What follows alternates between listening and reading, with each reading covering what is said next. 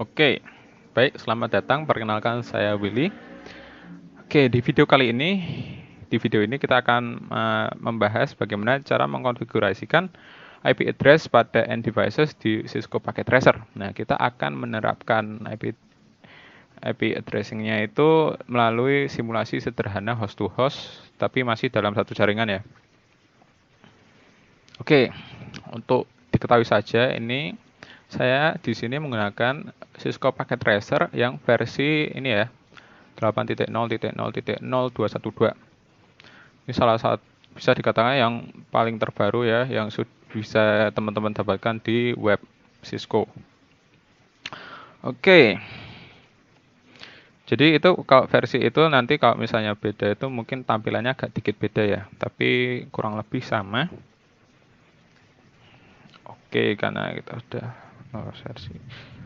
Oke, langsung saja kita mulai simulasi sederhana host to host dalam satu jaringan. Oke, bagaimana sih langkah-langkahnya? Nah, misal teman-teman ini baru pertama kali menggunakan Cisco Packet Tracer, teman-teman kalau masih bingung ini fungsi tombol-tombolnya apa aja atau gimana saja nih ini itu untuk apa Cisco Packet Tracer, bisa baca-baca dokumentasi yang ada di internet, cari-cari sendiri ya. Kalau di sini saya akan langsung aja memperagakan simulasi sederhana host to host dalam satu jaringan. Oke, langkah yang pertama kita akan melakukan proses tambah device ya. Oke. Yang pertama, oke, langsung aja tambah device. Nah, kalau tambah device teman-teman tuh lihat di kiri bawah. Di kiri bawah ini ada perangkat-perangkat, nah devices ya, ada dari network device, end devices, komponen, koneksi dan lain-lain. Nah ini tuh tersedia di kiri bawah.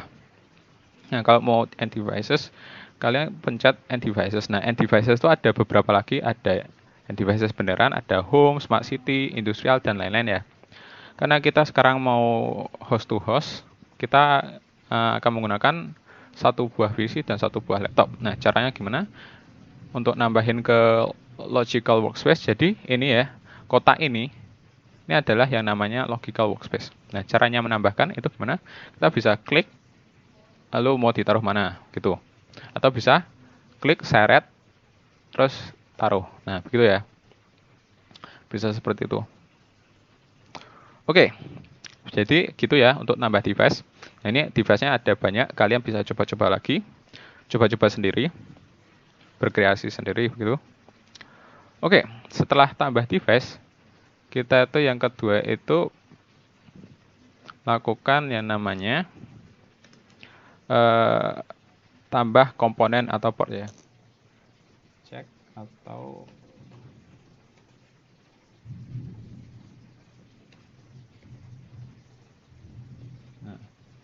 nah ini maksudnya apa? Nah, jadi karena kita ini akan menggunakan kabel ya, kabelan. Nah, kita kan tentu membutuhkan device yang ada port port untuk LAN ya, port RJ45. Nah, caranya ngeceknya gimana? Kita klik di ikonnya ini komputer. Nah, kita kalau pertama kali klik akan di tab physical. Nah, ini akan menggambarkan fisik dari sebuah komputer ya. Ini direpresentasikan dengan CPU. Nah, caranya ngecek port itu gimana? Nah, ini ya, teman-teman. Bisa lihat, nah ini adalah modul PT host NM1 CFE. Ini tuh untuk menghubungkan kabelan ya. Nah, misalnya belum ada, tapi secara default itu komputer sudah ada ya. Tapi misalnya kalau kita mau pakai wireless, nah caranya ganti modul gimana? Pertama yang harus kita lakukan adalah mematikan dayanya dulu. Nah ini tombol ini adalah tombol power ya, kita matikan. Nah jadi mati. Kita klik seret ke daerah yang warna kuning. Nah, terus kita pilih modul apa yang mau dipakai. Misalnya kita mau pakai koneksi wireless, nah kita pakai ini WMP 300N gitu, kita ambil, klik seret, habis itu taruh, habis itu kita nyalakan lagi. Nah Tapi karena di simulasi ini kita masih pakai kabelan, jadi kita ganti ke CFE lagi ya. Matikan daya, pilih modulnya, taruh, nyalakan lagi. Nah, gitu. Lalu untuk yang laptop kita cek. Nah, yang di laptop itu juga secara default dia sudah menggunakan CFE. Gitu ya. Oke, langkah 1 sudah, langkah 2 sudah. Sekarang kita lanjut ke langkah 3, yaitu adalah tambah koneksi atau pakai kabel atau pengkabelan lah ya. Nah, oke, pengkabelan ya. Jadi setelah nambah device, nambah komponen, kita masuk ke pengkabelan. Nah, untuk pengkabelan itu di kiri bawah kita bisa kelihatan icon yang paling mencolok, yaitu connection atau koneksi. Nah, ini ada berbagai macam ya, ada automatic, ada console, straight, cross, dan lain-lain. Nah, jadi untuk menghubungkan dua device, itu kita bisa menggunakan dua cara, yaitu yang pertama otomatis dan yang manual. Nah, karena kita ini host to host, jadi dia itu di device ke device yang sama, berarti kan kita pakai kabel cross.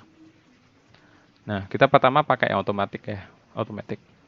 Nah, kalau otomatis itu kayak gini caranya, kita klik dulu metode yang apa, atau jenis kabel apa, kita klik di device 1, habis itu ke device yang mau dihubungkan, klik. Nah, dia akan secara otomatis dia memilih kabel jenis apa dan portnya mana. Nah, mungkin teman-teman bingung ini ada tulisan FA0. FA0 itu apa? FA itu adalah fast Ethernet. Nah, itu port untuk LAN tadi ya, CFE itu namanya fast Ethernet ya, interface fast Ethernet. Nah, mungkin kalau teman-teman pengen munculin itu tuh bisa klik option, habis itu di preferences. Nah, ini ada beberapa pilihan ya. Nah, itu tuh kita pilih yang always show port label in logical workspace. Jadi ini namanya port label. Itu dicek. Kalau kita uncheck, nah dia hilang. Itu. Dan ini ada beberapa pilihan lainnya. Mungkin teman-teman bisa coba-coba sendiri. Itu untuk labelnya. Lalu, itu yang pertama tadi secara otomatis ya. Coba kalau kita hapus koneksinya. Hapus tuh pencet yang di kiri atas yang hapus atau shortcutnya delete. Nah, untuk balik ke view, kita pencet escape atau klik itu ya tadi. Oke, tadi yang otomatis sudah, sekarang kita yang secara manual. Kita menggunakan kabel cross karena ini ada device yang sama. Nah, kalau cross secara manual, kita klik device-nya. Nah, dia akan muncul port mana yang mau dimasukin. Nah, kita kan karena ini LAN harus pakai fast Ethernet. Tapi misalnya kita kepencet atau salah pencet yang port lain atau USB coba misalnya, nah dia akan muncul notifikasi bahwa kabelnya nggak bisa dihubungkan melalui port itu. Nah, jadi kalau kabel lain itu cuma bisa pakai fast Ethernet. Nah, 0 itu indeksnya ya. Gitu. Tuh ya. Oke, pengkabelan sudah. Mungkin teman-teman kalau bingung kenapa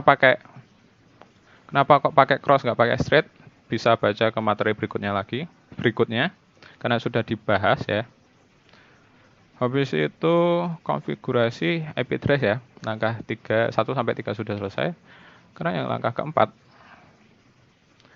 konfigurasi IP address.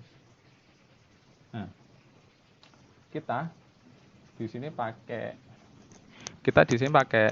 yang standar aja, kelas C. Kita untuk CIDR-nya kita belum start netting, kita kena ini masih sederhana, kita per 24 aja, defaultnya kelas C. Begitu. Nah, divisi 2 nanti kita masukin hostnya bebas ya ini, selama dia masih satu jaringan. Ingat ya, teman-teman tahu kan? Kalau misalnya lupa, dibaca lagi materi sebelumnya. Karena ini jadi kalau per 24 itu ada 255 eh, host IP host yang bisa digunakan. Nah, begitu. Oke, sekarang kita mulai konfigurasinya. Untuk mengkonfigurasinya, kita klikkan di ikonnya di PC-nya. Nah, dia ada dua cara ya, minimal. Yang saya tahu ya, ini kalau misalnya ada cara lain, silahkan teman-teman cari tahu lagi. Nah, dia kalau kita pencet di config, dia akan langsung muncul ke global setting. Nah, di global setting kita bisa ngatur display name ya. Jadi ini tadi kita masukkan IP address tapi itu belum masuk ke IP addressing ya. Itu kita baru ngasih namanya device-nya itu aja. Ngasih display name-nya itu. Nah, di global setting selain display name ada juga gateway setting ya. Gateway setting itu digunakan kalau kita sudah di lebih dari satu jaringan. Karena ini masih satu jaringan, kita belum otak-atik ya. Nah, kita otak-atiknya di interface-nya yaitu di Fast Ethernet 0 ya. Belum Bluetooth karena tadi kita pakai interface Fast Ethernet. Nah, di IP pivot address, di IP configuration, kita masih static, belum di AJP ya. Nanti ada lagi kalau di AJP. Kita masukkan hostnya tadi ya, IP hostnya yang udah kita tentuin 192.168.1.5. Saatnya masnya per 24 itu 255.255.255.0 ya. Kita belum melakukan subnetting. Yang IP versi 6 kita juga belum sentuh. Gitu. Ini cara pertama ya untuk konfigurasi vAddress. Lalu untuk cara kedua kita peragakan di laptop. Itu kita klik tab desktop. Habis itu kita pilih yang IP configuration. Nah, tampilannya seperti ini. Menurut saya lebih enak ya karena ya lebih enak aja. Kita masukkan IP hostnya 192.168.1 berapa tadi? 4 kalau nggak salah. Nah, 4. Subnet masknya per 24, jadi 255.255.255.0. Tipe gateway-nya digunakan kalau dia lebih dari satu jaringan. Karena kita masih jaringan sama, kita belum pakai. Tuh, nah, ya, untuk IP address konfigurasinya tadi kurang lebih seperti itu. Jadi ada dua cara, melalui tab config dan melalui tab desktop ya. Oke, langkah 1 sampai 4 sudah kita lakukan. Habis itu langkah ke-5 kita akan melakukan cek koneksi ya. Ya. Nah, itu.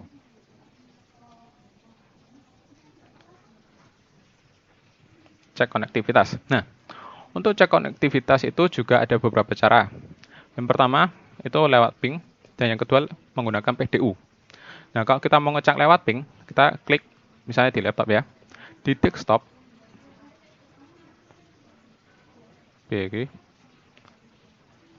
Nah, kita klik yang command prompt. Nah, ini kalau di Windows ini kayak CMD ya. Kita ketikkan seperti ini. Ping. Habis itu IP address yang mau dicek ya. Nah, kita di 14 kita karena terhubungnya cuma di satu ini ya, satu host ini, 15 kita klik masukkan IP-nya 15. Habis itu kita klik enter.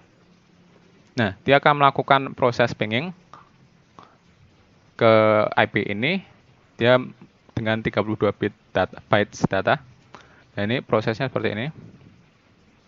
Nah, habis itu di bawah ini ada statistik ya. Paket dikirim 4, diterima 4, hilangnya 0. Jadi 100% diterima.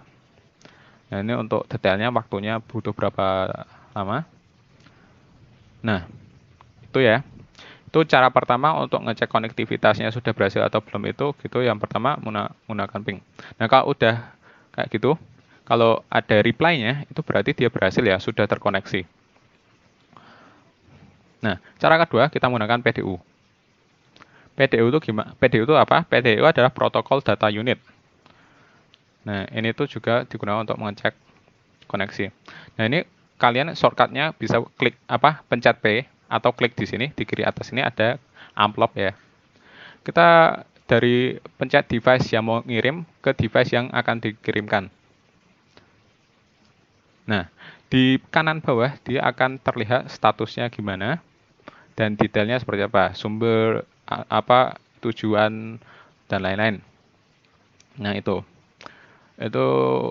cara kedua ya kalau mau ngecek koneksi. Itu tadi dari PC ke laptop, kalau kita dari laptop ke PC.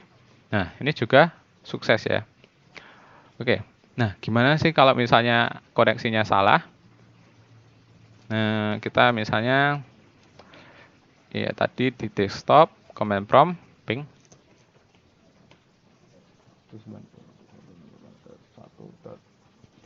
Nah, ini karena tadi kita dari 15 cuma terhubung ke 14. Kalau misalnya kita ngeping IP yang belum diatur, itu dia akan muncul seperti ini. Dia melakukan proses pinging. Habis itu akan muncul tulisan request timeout. Nah, request timeout itu berarti datanya itu dikirim tapi tidak mendapat balasan. Nah, memakan waktu yang terlalu lama, terus dia akhirnya mengirimkan mengeluarkan status request timeout. Nah, jadi gini, seperti tadi saya cepetin ya. Jadi dia cuma nge-send 3 paket, diterimanya 0, hilangnya 3. Jadi kalau kayak gini tuh berarti itu koneksinya itu ada yang bermasalah. Entah di IP addressing atau di kabelnya. Begitu. Nah, itu ya kalau yang salah kayak gitu. Kalau yang berhasil tadi ada tulisan reply-nya begitu. Nah, kita cek lagi pakai PDU. Nah, jadi sukses. Nah, simulasinya seperti gimana? Simulasinya itu begini ya. Nah, dari laptop ngirim ke PC. PC nerima datanya. Habis itu dia mengirimkan reply ke laptop bahwa datanya sudah berhasil diterima. Gitu ya. Jadi kalau untuk detail protokolnya kita bisa lihat ini. Nah, ini di versi yang OSI model. Dia itu gini, detail layernya seperti ini. Ini jadi per kejadian ya, misalnya di kejadian di device yang ini. Aduh, saya gede dulu. Di device 14 itu dia tuh terjadi proses apa, layernya gimana, itu bisa lihat ya, ada detailnya masing-masing gitu. Nah, kalau mau lihat detail PDU-nya itu bisa dilihat di sini. Kayak gimana, isinya apa aja. Nah, itu bisa dilihat ya di sini. Nah, kurang lebih seperti itu ya. Oke. Oke, kayaknya udah gitu aja ya untuk simulasi ini host to host. Jadi ini kurang lebih ada 5 proses, terus kalau mau ngecek protokolnya jadi 6. Ada kurang lebih 5 sampai 6 proses untuk host to host.